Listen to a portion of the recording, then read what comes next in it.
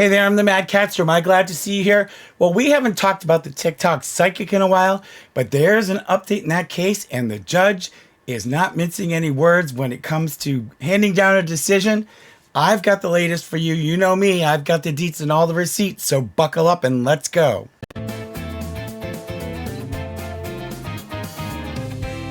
Hey guys, well, I am here with Clarice. Clarice is standing in for Sybil, who's upstairs sleeping. And again, you guys, I don't know why she hasn't been coming down, but she is perfectly fine. She's actually doing really well. So, never fear about that. Also, stay tuned at the end of the video. I've got some people to thank for the Amazon wish list.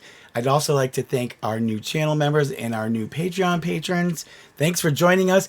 We not only have gone over 50,000 subscribers, we are almost at 52,000 subscribers. Let's keep the momentum going. I want to get to 100,000. You can help me by subscribing, and please like the video as well.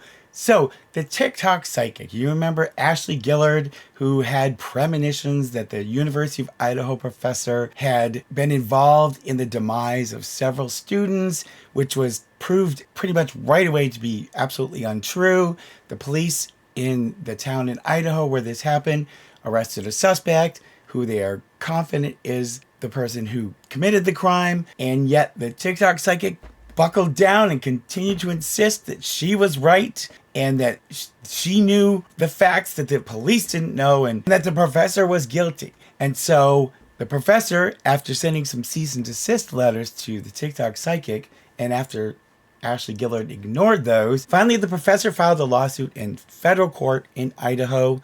And it's been a real mess if you've been following the videos I've made where I've gone over the pleadings that have happened. Pretty much Ashley Gillard is representing herself, first of all, which is never a good idea. And she's really made a mess out of it. She just continues to get worse for her. Now the judge has ruled on the professor's motion for partial summary judgment and her motion to amend her complaint to add punitive damages to the counts.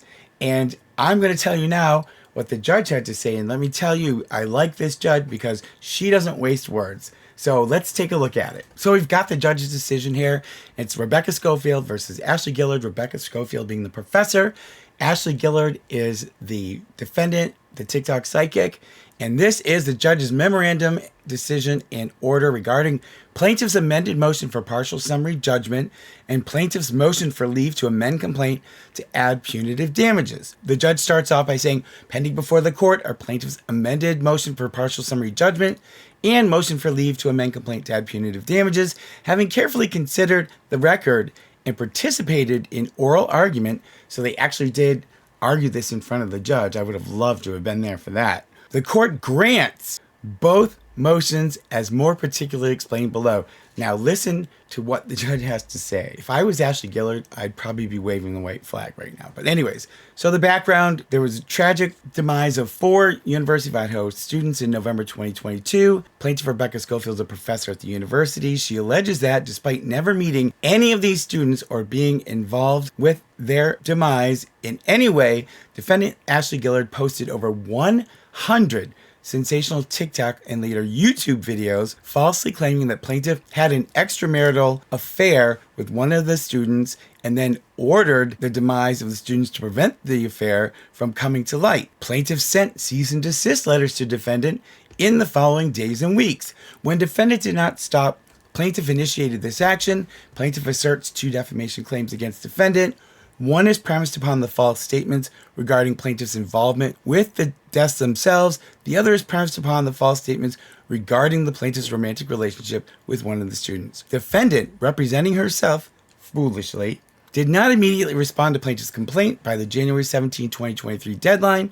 As a result, plaintiff moved for entry of default against defendant. Clerk's entry of default was then entered on February 16, 2023. Defendant moved to set aside the entry of default. Plaintiff responded the next day, opposing defendant's efforts to set aside the default and filing a motion for default judgment. On April 24, 2023, the parties consented to the undersigned's jurisdiction. Thereafter, on April 26, 2023, the court granted defendant's motion to set aside entry of default, denied plaintiff's motion for default judgment as moot, and ordered defendant to respond to plaintiff's complaint within 21 days.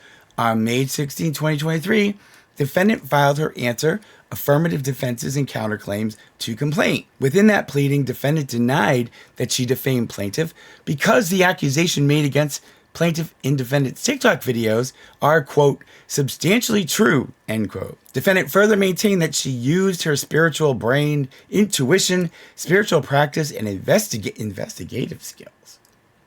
Posting on TikTok somehow makes her into an investigator to uncover the truth regarding the deaths of the 4 University of Idaho students and published her findings on her TikTok social media platform. Defendant also affirmatively asserted 11 counterclaims. What could she possibly have for claims against the professor? Both plaintiff and her legal counsel, which the lawyer can't be named in the lawsuit.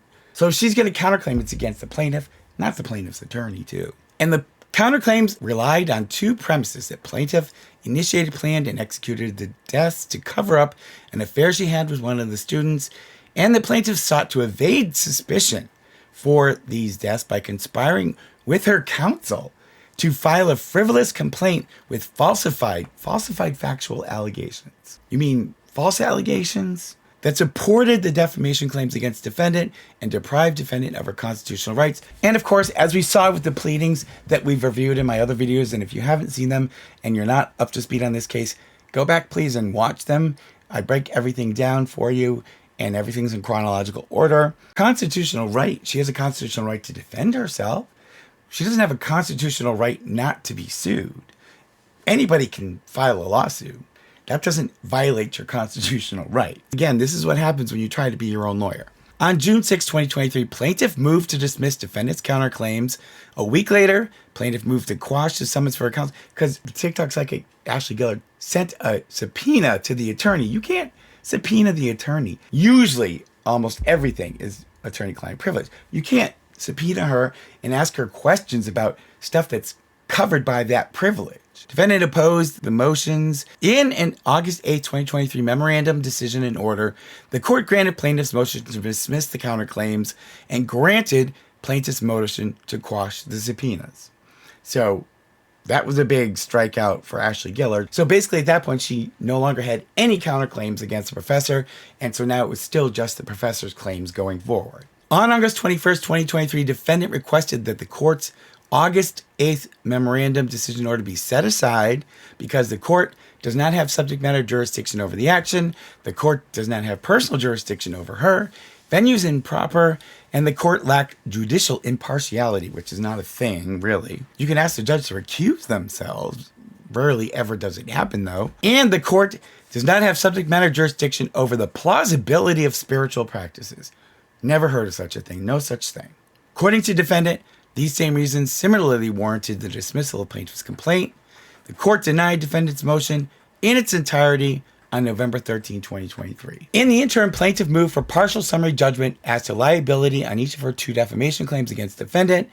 Plaintiff's arguments in this respect were largely based on defendant's complete failure to respond to plaintiff's earlier served request for admission. We talked about this in the other videos that because she didn't answer the request for admission, and those are statements that one side asked the other side to either admit or deny, because she didn't answer them, they're taken as admitted. So everything that the professor asked her to admit, the court deems as admitted if she fails to answer. However, on December 7, 2023, the court granted defendant more time to respond to plaintiff's request for admission and relatedly extended plaintiff's dispositive motion deadline to address defendant's anticipated responses to plaintiff's request for admission. Defendant eventually responded to plaintiff's request for admission. On January 12, 2024, plaintiff filed the at-issue amended motion for partial summary judgment, again moving the court for partial summary judgment as to liability on each of her defamation claims against defendant. The professor is asking the court to determine that Ashley Gillard is liable for the defamation. Plaintiff contends that defendant's admissions,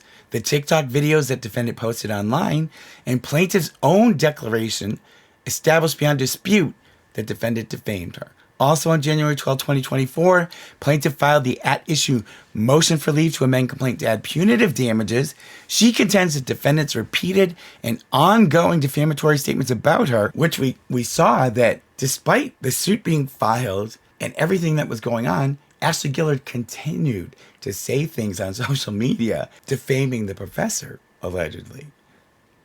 She contends that defendants' repeated and ongoing defamatory statements about her without any factual support whatsoever are extreme, outrageous, and warrant a claim for punitive damages. Defendant opposes each of these motions, claiming again that her statements about plaintiff are either true or have not been proven to be false by plaintiff. On April 16, 2024, the court heard oral argument on plaintiff's pending motions. For the reasons discussed below, those motions are granted. And this is what the court had to say. Now, we've talked about summary judgment. I'm just going to briefly, I'm not going to read all of this. The legal standard is summary judgment is appropriate where a party demonstrates that as to any claim or defense, there is no genuine dispute as to any material fact, and the movement is entitled to judgment as a matter of law. A fact is material if it might affect the outcome of the case. The moving party bears the initial burden of demonstrating the absence of genuine dispute as to material fact. To carry this burden, the moving party must identify portions of the record together with affidavits that it believes show the absence of a genuine issue of material fact. And if the moving party satisfies the burden then shifts to the non-moving party to demonstrate with specific facts, not merely conclusory allegations, and we keep hearing that in these lawsuits for defamation. The existence of a genuine issue of material fact, the existence of a scintilla of evidence in support of the non-moving party's position is insufficient. Then the court talks about punitive damages. A punitive damages claim is substantive in nature and accordingly controlled by Idaho law in diversity cases. In Idaho, no claim for damages shall be filed containing a prayer for relief seeking punitive damages. Still, despite that, a party may, pursuant to a pretrial motion and after hearing before the court, amend the pleadings to include a claim for punitive damage. So what it's saying is, professor isn't just coming back going, oops, I forgot to add punitive damages. She wasn't allowed to put punitive damages into the initial complaint. So even though she couldn't do it initially, the law allows her to do it now. That's why she's asking the court to allow her to amend the complaint and now add in punitive damages. To support an award of punitive damages, a trial claimant must prove by clear and convincing evidence oppressive, fraudulent, malicious, or outrageous conduct by the party against whom the claim for punitive damages is asserted. In order to pass that hurdle, the defendant must have acted in a manner that was an extreme deviation from reasonable standards of conduct. This is actually very similar to, as an aside, to when you ask the court for emotional distress damages.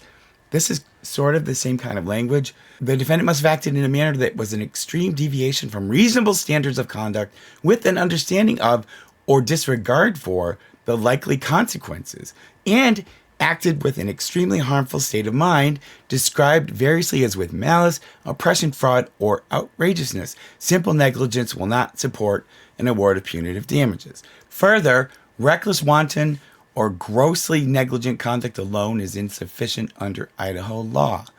Putting these standards together, a plaintiff may add a claim for punitive damages only if they establish a reasonable likelihood of proving by clear and convincing evidence that the defendant's conduct was oppressive, fraudulent, malicious, or outrageous. Let's go on to the analysis. So the judge then took a look at the amended motion for partial summary judgment. And this is what the judge has to say. Plaintiff asserts two defamation claims against defendant. The first concerns defendant's statements that plaintiff orchestrated the deaths of 4 University of Idaho students.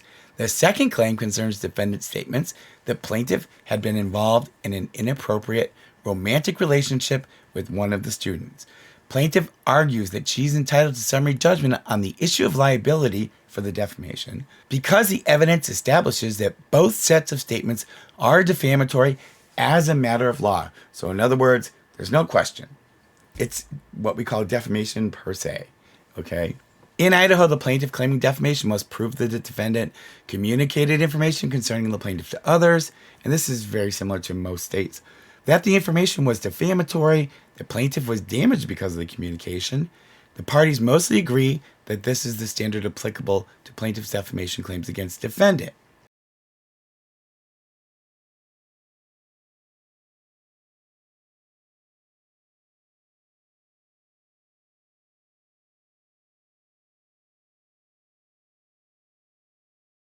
Plaintiff contends that for each of her 2 defamation claims against defendant, the record establishes the first 2 liability-specific elements. And the court agrees, is what the judge says. First, In both print and internet publishing, information is generally considered published when it's made available to the public. Once information has been published on a website or print media, there is no further. Here it is undisputed that defendant communicated information concerning plaintiff to others via defendant's repeated social media postings. Defendant admitting that she stated publicly that plaintiff was involved with the deaths of the students and that plaintiff had an affair with one of the students. And so Ashley Gillard has shot herself in the foot because she's not denied that she said these things and in fact has continued to double down on what she has said. Defendant alleged that when she was 100% sure of the message that plaintiff was in a relationship with the student that broke up and that she initiated the deaths, planned the deaths, and hired help to carry the plan out. She revealed her findings on TikTok, estimating that she posted, and Ashley said this herself, over 100 TikTok videos of her findings. She posted her findings on social media. Social media postings continued even after defendant received plaintiff cease and desist letters and after defendant knew that the Moscow, that's the town, the Moscow Police Department issued a press release confirming that plaintiff was not, because of Ashley Gillard, the police had to take the extraordinary step of issuing a press release stating that the professor had no involvement in this. And yet then, Ashley Gillard still didn't stop. Second, a defamatory statement is one that tends to harm a person's reputation, usually by subjecting the person to public contempt, disgrace, or ridicule, or by adversely affecting the person's business. Here, the information communicated about plaintiff within defendant's social media postings are unquestionably defamatory. It accuses plaintiff of having an inappropriate affair with a student and then masterminding the student's demise along with 3 other students to cover up the relationship. This is stuff you can't make up. I wouldn't be surprised if at some point this ends up like a made-for-TV movie. And for example, some of the things that Ashley Gillard said were, on November 25th, 2022, defendant posted a TikTok video highlighting a University of Idaho policy that the professor was so worried about being caught violating if anyone found out about her relationship. However, considering they were broken up, so her tarot cards not only told her that the professor had a relationship with the student, but also that they had broken up. So I'd like to see these tarot cards that like give the whole history of people's relationships. I could have used them a few years ago. And then on November 22nd, she posted another TikTok stating that plaintiff partnered to plan the demise of the students. On November 28th, 2022, she posted a TikTok stating, I don't care what y'all say. The professor basically did it, and so on and so on. And it just keeps going on. She keeps reiterating all of this stuff, but continues to expand and weave this tale of nonsense that reads almost like fan fiction. And she just goes on and on and on and on, including the latest post that the court cites here, October 14, 2023, well after the lawsuit had been filed. Defendant posted a YouTube video criticizing plaintiff's counsel, as well as the court. That's a bad move right there, for wanting to conceal the truth about plaintiff and the 4 students' deaths. Therein, in the context of this action, plaintiff stated, and I think she meant defendant stated, that she's dealing with criminals, dealing with a perpetrator who ordered the demise of the students, so quadruple crime, and that I'm in court because I told the truth, and that person, Schofield, the professor, is threatened by me and the things I say. So anyway, I tell the truth.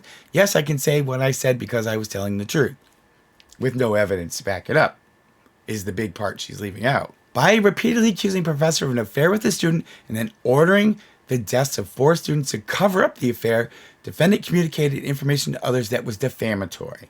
Indeed, these statements are defamatory per se, meaning they are actionable without proof of special damages. Statements are per se defamatory if they impute to the plaintiff a criminal offense, a loathsome disease, a matter incompatible with her trade, business, profession, or office, or serious inappropriate misconduct. If an alleged defamatory statement does not fall within one of these categories, a plaintiff must allege and prove that some special harm resulted from the utterance. Defendant's statements about a plaintiff unalived 4 students, had a secret relationship with one of them in violation of school policy clearly meet this criteria. They impute not only conduct constituting a criminal offense that would be punishable by imprisonment, but also ascribe conduct that is incompatible with the proper conduct of a university professor, namely an inappropriate relationship with a student. And most schools and universities have policies about teachers fraternizing with the students and any kind of intimate contact, etc. Critically, in response, defendant does not dispute that she communicated statements about plaintiff to others or that these statements, if false, are defamatory. Rather, she argues, as she always has, you can tell the judge is annoyed, that her statements about plaintiff's involvement with the student and the demise of the students themselves are true. Gillard has consistently persisted that the statements she made regarding Schofield's role in the demise of 4 university students are substantially true. Gillard adamantly states that the statements she made about plaintiff are substantially true. In other words, it is legally true that Schofield hired an unexperienced man to commit the crime, and it is legally true that Schofield had an affair with the student. The defendant therefore asserts that it is plaintiff's burden to prove that her statements about plaintiff on her social media postings are false, and that plaintiff has not satisfied this burden on summary judgment. And that's what the argument of the TikTok psychic is. And to quote, she says, Schofield has not proven the statements Gillard made about her are false. Schofield has a burden of proof and has not submitted convincing evidence that the statement Gillard made are false. Plaintiff must prove that the alleged defamatory statements are false. Plaintiff disagrees that it's her burden to prove falsity, countering that it's defendant's burden to prove the statements are true. In turn, plaintiff argues that because truth is a defense to her 2 defamation claims, and because defendant cannot satisfy her burden to prove the defense at trial, summary judgment is appropriate. Regardless, plaintiff submits that she's proven that defendant's statements about her are false. So even though it wasn't her burden to do so, the professor has provided enough evidence, she's telling the court, that she's proven that the statements that Ashley Gillard made are false, pointing to the complete absence of any evidence linking plaintiff to either the deaths or any relationship with one of the students. Idaho case law does not clearly resolve which party has the burden of proving falsity truth. Is truth the defense that must be pleaded and proved by defendant, or is falsity an element of plaintiff's prima facie case that must be pleaded and proved by plaintiff? There is support for both positions in the case law. Most states, usually it's the defendant's place. So I don't know why Idaho hasn't sorted that out yet. But then the judge goes on to say, yet an exception to the purported truth is a defense rule emerges where the alleged defamation involves a public official, public figure, or a matter of public concern. In such cases, courts have required plaintiffs to plead and prove falsity. However, even when the person alleging defamation is a private figure, where a newspaper article containing the alleged defamation discusses a matter of public concern, the common law rule on falsity that defendant must bear the burden of proving truth must fall to a constitutional requirement that plaintiff bear the burden of showing falsity as well as fault before recovering damages. The judge is basically, what she's laying out here is that there's a lot of either contradiction or confusion in the different decisions that have been made.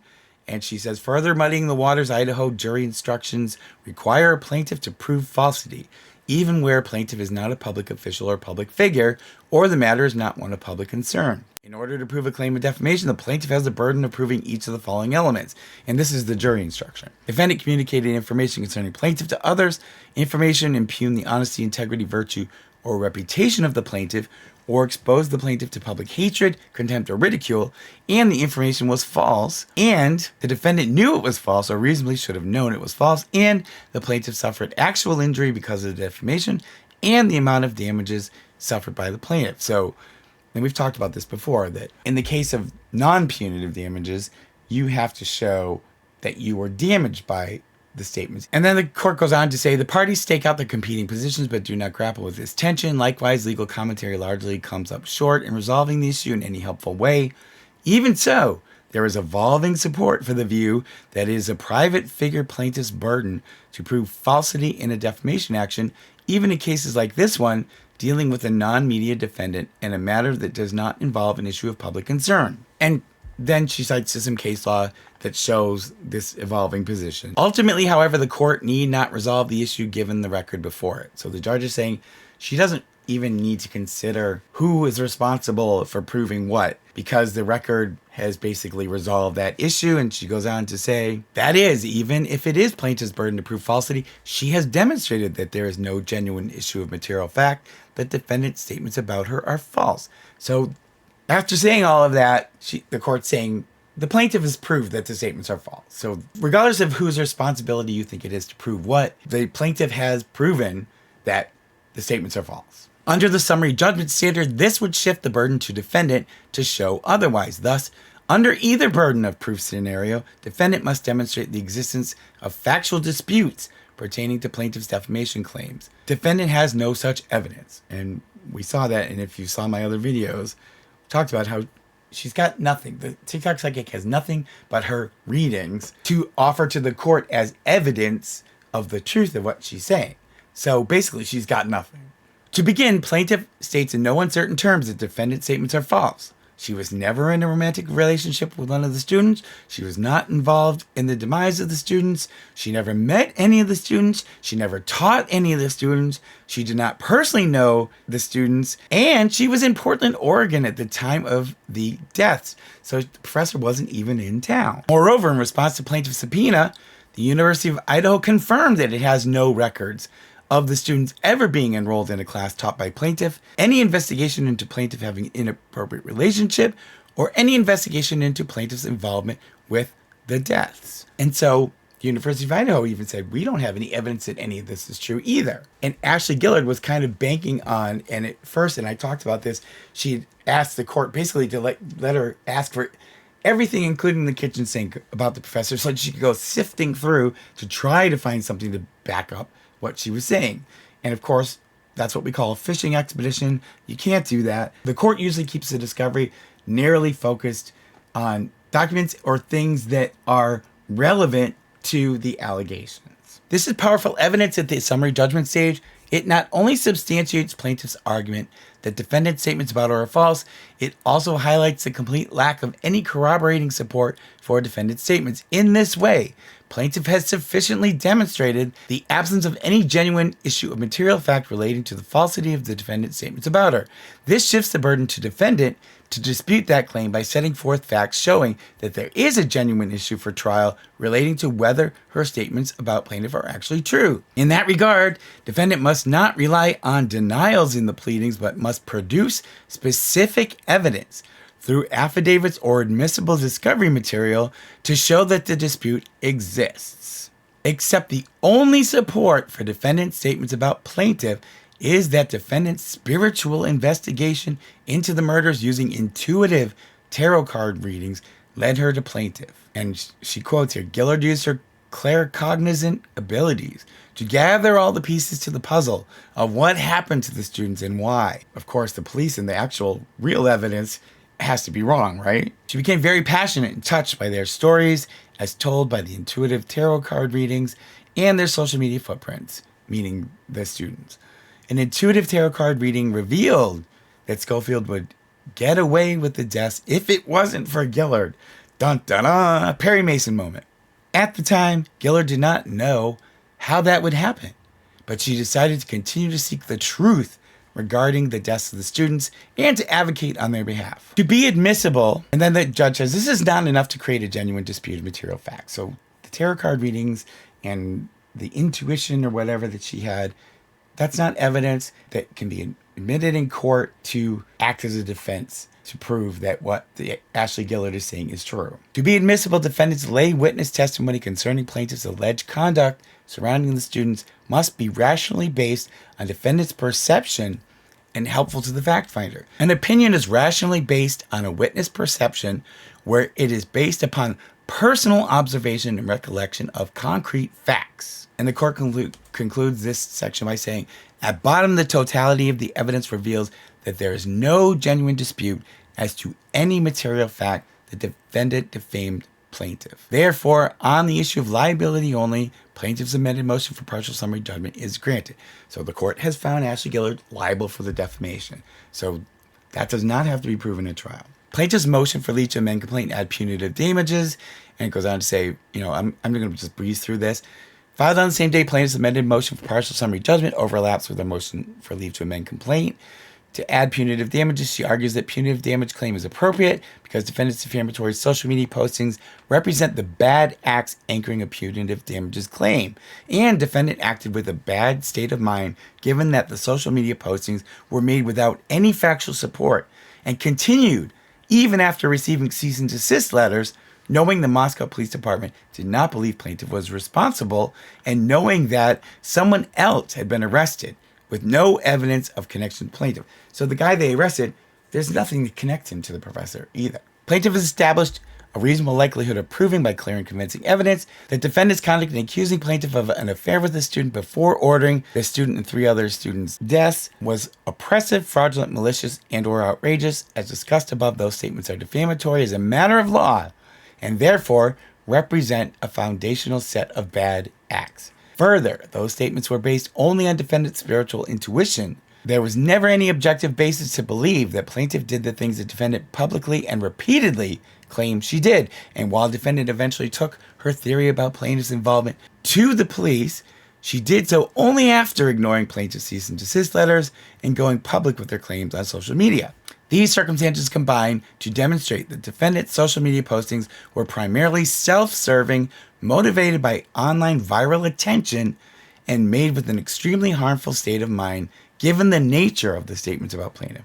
Plaintiff's motion for leave to amend to add punitive damages is granted.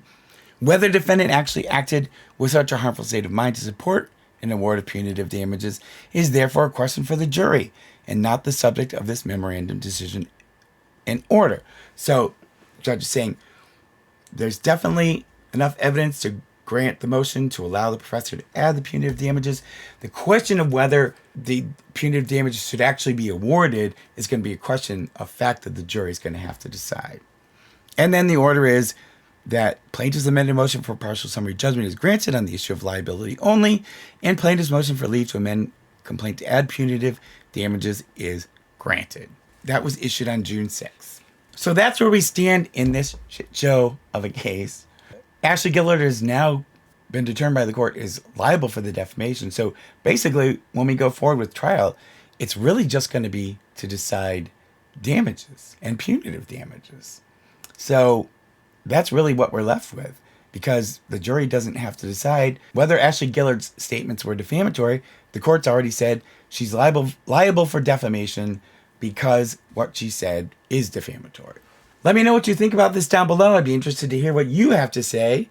It'll be interesting now to see whether they attempt some kind of a settlement. If I was Ashley Gillard, I'd be pooping myself right about now, because even though she may not be able to pay them, she's going to have a judgment of probably a lot of money against her. There couldn't be a better textbook example of defamation per se than this. And that Ashley Gillard, despite the fact she's being sued, continues to repeat the defamatory statements and buckle down.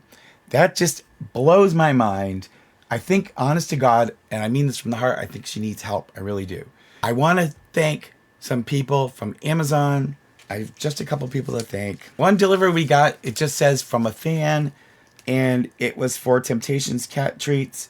Thank you so much for the treats. We go through a lot of treats, a lot of food, a lot of treats. And from Cajun Out of Water, thank you for your kind words, by the way, and for your suggestion. We got a nice cat brush to hopefully help with my allergy. And thank you for the toy ball with the jingle bell, and for the Temptations cat treats. So we got 2 things of treats and a nice brush and a toy.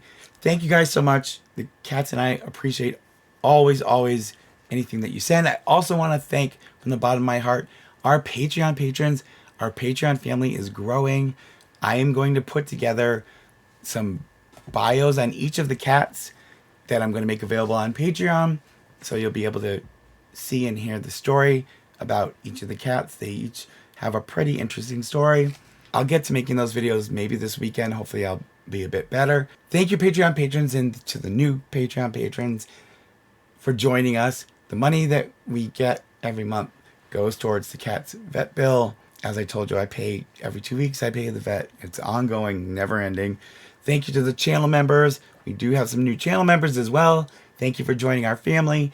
The support that we get from you guys every month also helps defer the cat's vet bills. So thank you so much, you guys, for all your support. Thank you for getting us over 50,000. I've got another video, a new lawsuit that we haven't talked about that I'm going to make this weekend. So look out for that. But in the interim, take care of yourselves, love one another, and I will see you on the next one.